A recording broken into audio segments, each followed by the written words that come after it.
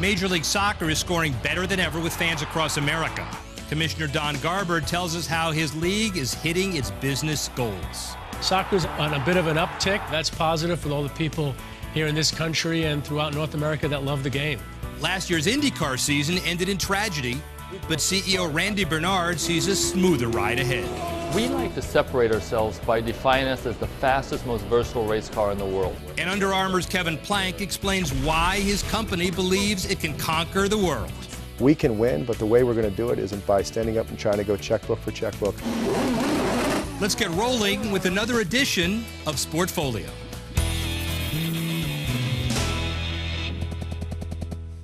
Hello, I'm Rick Horrow, and welcome to Sportfolio, Bloomberg's weekly inside look at the business of sports. We've got a couple of corporate upstarts on the show this week.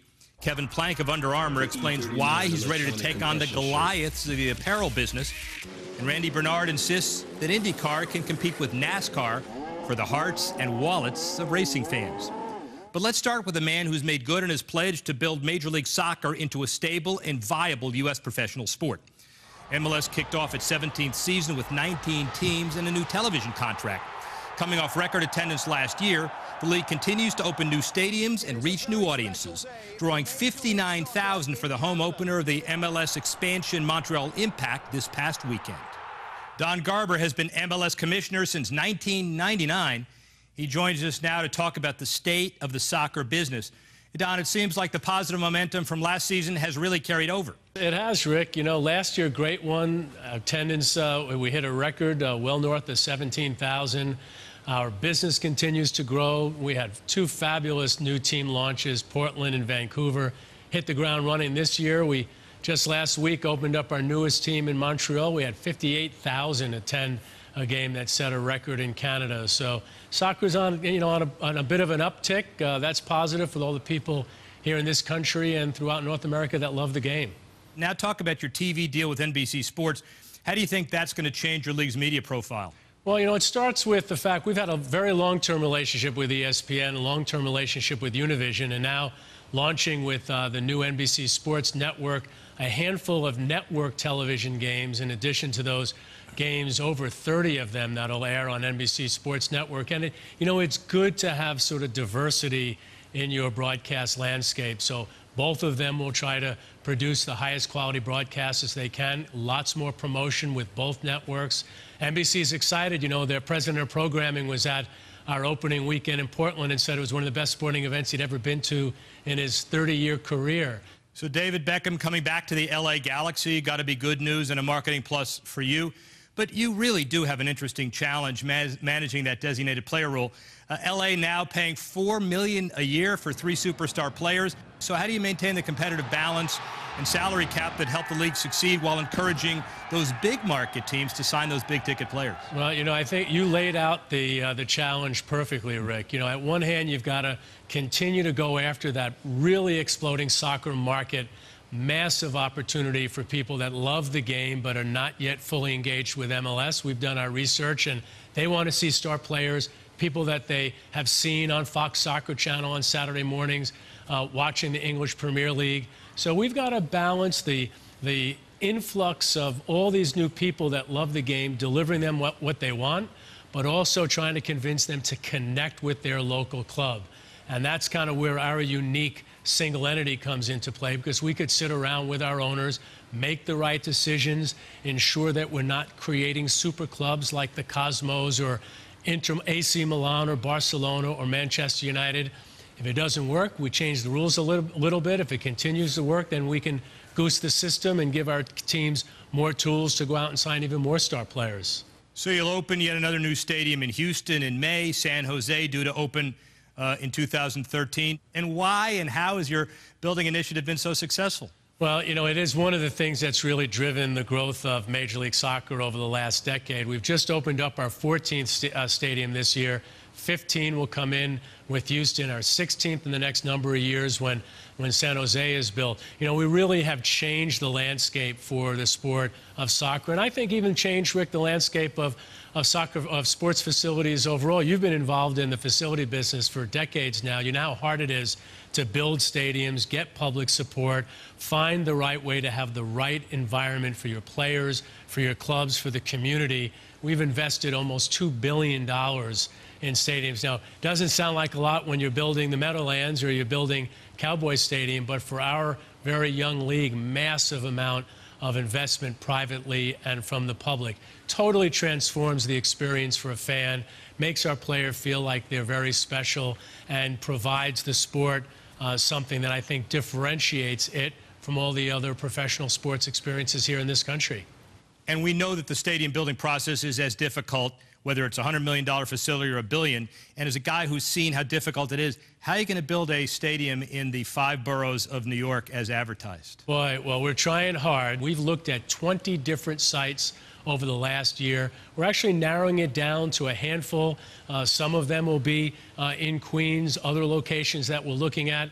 We've got about a year and a half to try to finalize our plans. If we can get that done, we'll have people lining up to want to invest in that. 20th team could be our last expansion team for many years, and it will be centered in the greatest city in the world. So we're excited about it. Well, this calendar year has another issue. It's an Olympic year, and a number of MLS players missing games to fulfill Olympic commitments, and even now with qualifying. So what steps has the league taken to ensure that the quality of play doesn't slip during this process? Well, you know, it's really two things, Rick. One is, you know, soccer is very unique. Because of the World Cup, the soccer Olympic program, players are under 23 years old. So your younger players are going to play for the U.S. national team. Guys like Juan Agudelo in New York, or Breck Shea in Dallas, or Freddie Adu, a name you might remember, plays for a Philadelphia Union.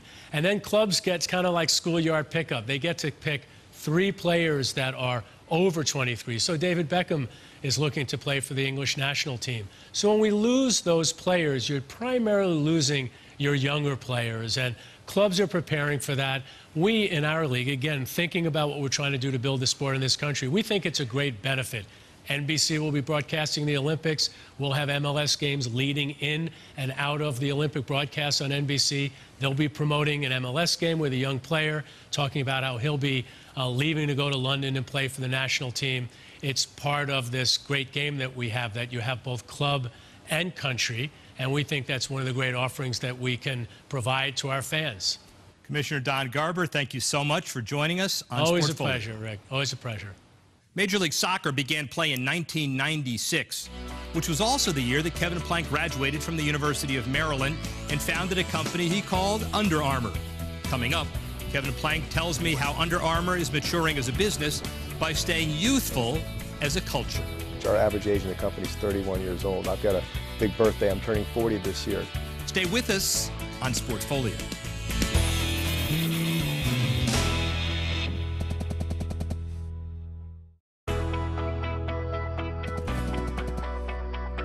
Welcome back to Sportfolio. I'm Rick Horrow.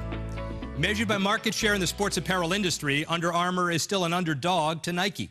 But the Baltimore-based company is growing aggressively with $1.5 billion in revenues in 2011 and a stock price that nearly doubled since August. I recently sat down with founder and CEO Kevin Plank and asked him, what do those numbers say to you? One of the lessons I learned the day that we went public was, number one, that it wasn't the finish line, it was just the starting line. We spent our first 5 years growing from $0 to $5 million, the second 5 years from $5 to nearly $300 million, and then the next 5 years from $300 to crossing $1 billion. And so as great as that was through 2010, we grew 38% last year. And so we're pushing, and our latest outlook has us growing another 20 to 25% in line with our long-term growth targets.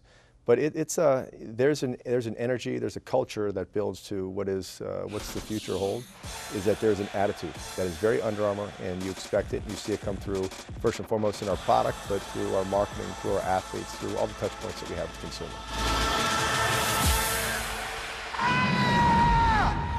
How do you do that personally? You can't just send a memo around and say, I'm the founder and the chairman, here is my attitude, and giving you a test by Friday. What do you do? How do you instill that attitude with your troops? I challenge our team with, we're not just a company who makes stretchy or tight-fitting or compression T-shirts, that we are an innovation company, and that our direction, our path is going to go in a lot of different directions than currently what's gotten us here through the first 16 or 17 years. And so we need to be open to those ideas. We need to listen. We're a young company still by today's stretch. Our average age in the company is 31 years old. I've got a big birthday. I'm turning 40 this year. So, I'm getting old as far as we can see. Well, and go back to those 16 or 17 years ago. One time in those 17 years when you woke up and said, this ain't going to work, and then how do you fix it?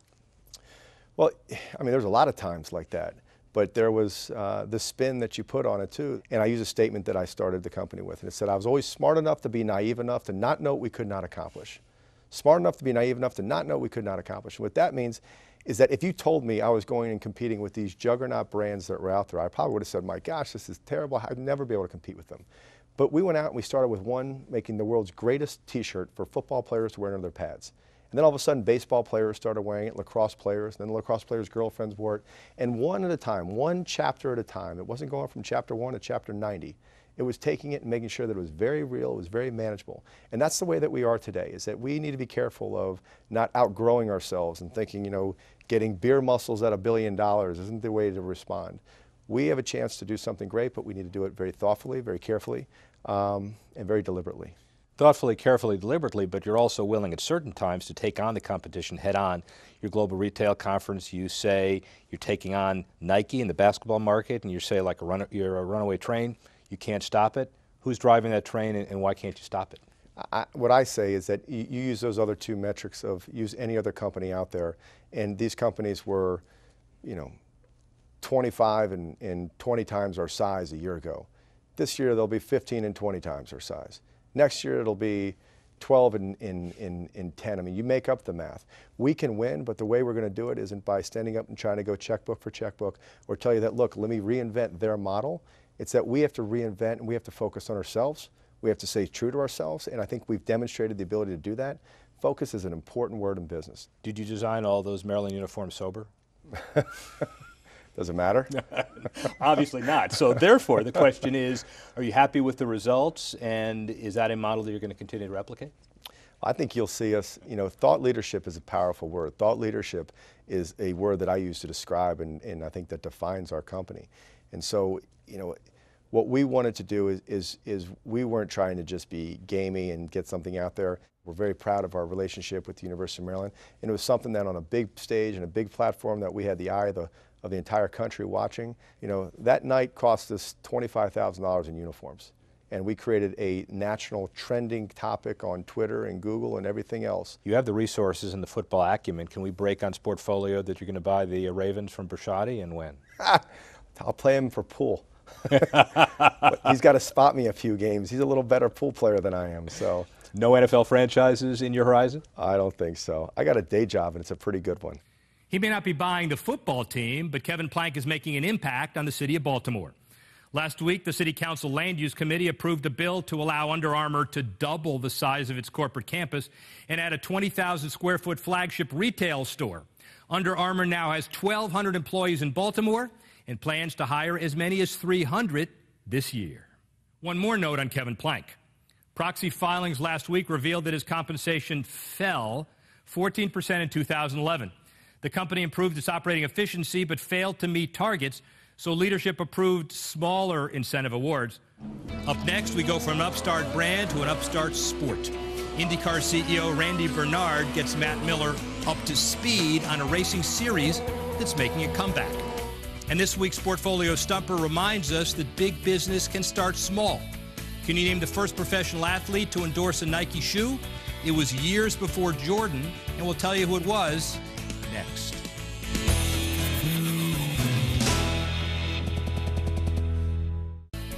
Here's the answer to our Sportfolio Stumper. The first professional athlete to endorse a Nike shoe was Romanian tennis player Ilie Nastase back in 1977. The Eyes on IndyCar Racing Series has drawn attention lately for some significant losses. the tragic death of champion Dan Weldon in a crash in Vegas last October, and Danica Patrick's decision to leave the circuit and compete full-time in NASCAR. But IndyCar was once American racing's dominant brand, and CEO Randy Bernard told our Matt Miller it's still got assets no other series can match. We like to separate ourselves by defining us as the fastest, most versatile race car in the world, which separates us from F1 and NASCAR. You know, F1 only races road and streets. We race road, streets, and ovals on the IZOD IndyCar Series. And you know what we like about it is the demographic that it delivers for our fans. It's such a broader demo than both F1 and NASCAR. I mean, when we are at an oval race, we have a 67% crossover with NASCAR. But yet when we go to a street race in downtown Baltimore, it's a much more hip and urban and younger demographic. And we think that's a very positive to our attributes that we can deliver for our sponsors.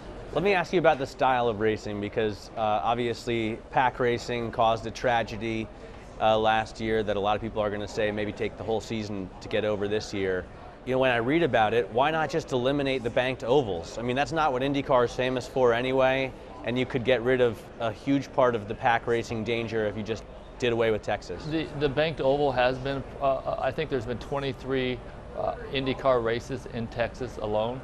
And I think that we have to really continue to work on the formula that best fits a high banked racetrack. And I think that's the most important thing is making sure that a driver has to lift coming into corners, and that there's only one or two lines, and that you can't run the entire oval. And I think that that's where our engineers, our technical engineers, along with the team engineers, need to try to determine how they do that. And if we can't do it, you're right, we should have to move off. But our engineers are very confident Texas is much different than Las Vegas, and because of the grip on the track and because of so many other elements. So it's definitely on the schedule for now. You don't expect any drivers to protest? No, there's not going to be a boycott. There was a rumor of that this past couple of months, and you know the drivers they want the very best for IndyCar, and I think that the one thing they always are going to have in the at foremost as their biggest concern is safety, which should be.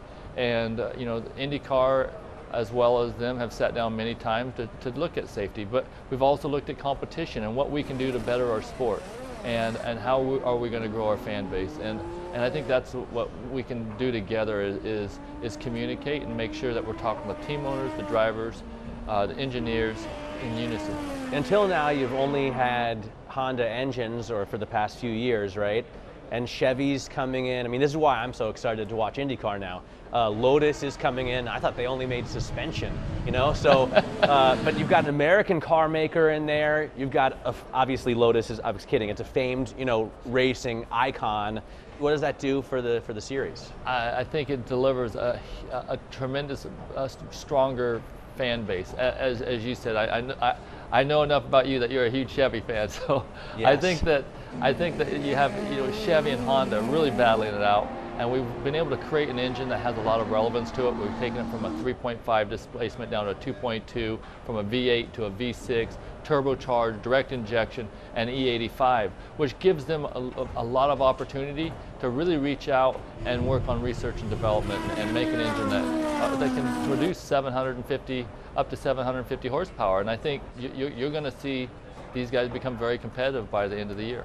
It's also, to some extent, got to bring in some international viewership. Obviously, nothing compared to bringing in Rubens Barrichello. I mean, you've got a whole country, you know, that idolizes this guy, and you race down there, right? What's your international strategy look like? Well, we're an American-based sanctioning body, so what we really want to focus on is making sure that we have a minimum of 14 to 16 races here in the United States on a yearly basis. But then we want to listen to our partners and our sponsors and make sure we're really reaching out to the markets they want to see us in. And the top two markets they wanted us in was China and Brazil. So we're having a race in Qingdao, China for our very first time this year, and then we're going back for our third time to Sao Paulo, Brazil. Sao Paulo is a fantastic, and I mean, just thinking, ticket sales went up 40% the day we announced Rubens Barrichello was going to be racing down there. And we think there's going to be great things in Qingdao, China as well. The 2012 IZOD IndyCar Series gets underway this weekend with the Honda Grand Prix of St. Petersburg. And a street in that city has been renamed in tribute to the late driver Dan Weldon. And several NASCAR drivers put memorial stickers on their cars at the Las Vegas race in March. Still ahead on Sportfolio, the Mets owners settled their lawsuit with the trustee for the victims of Bernie Madoff.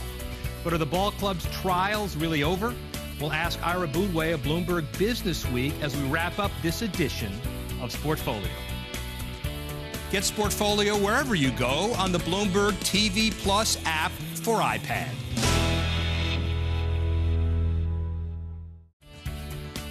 Join us next week for a special baseball preview by the numbers. We'll talk to top executives about the latest trends in statistical analysis and how they've shaped the game going into 2012. Here's one statistic that made New York fans very nervous. $303 million. That's how much Mets ownership could have been forced to pay the victims of the Bernie Madoff Ponzi scheme in a lawsuit filed by the trustee. And Monday, the case was closed when the owners agreed to a settlement of $162 million. Ira Boudway is covering the story for Bloomberg Business Week. Hey, Ira, now that the owners know their liability, can the Mets actually start to rebuild?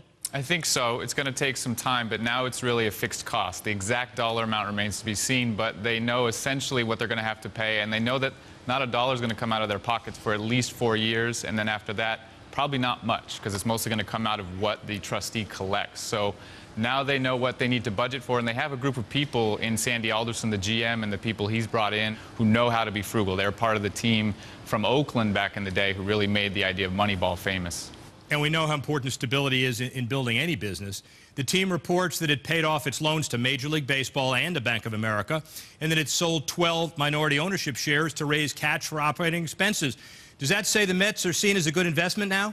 I think they're now at least a safe investment. Those minority shares really don't offer a lot of control. So those are for people, I think, who want more sort of access and some glory. They want to be the biggest fans. And now they can probably rest assured that they're not going to lose that money, and they might even make a little bit of profit on it. Profit in the Mets is something we haven't seen recently, but maybe we will in the future. So last week, Vegas had the Mets' odds of winning the World Series at 100-1. Based on these developments, should they go up in your estimation?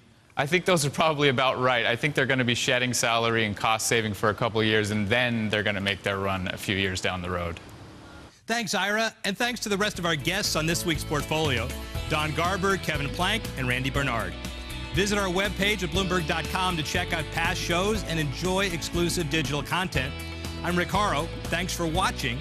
See you next time on Sportfolio.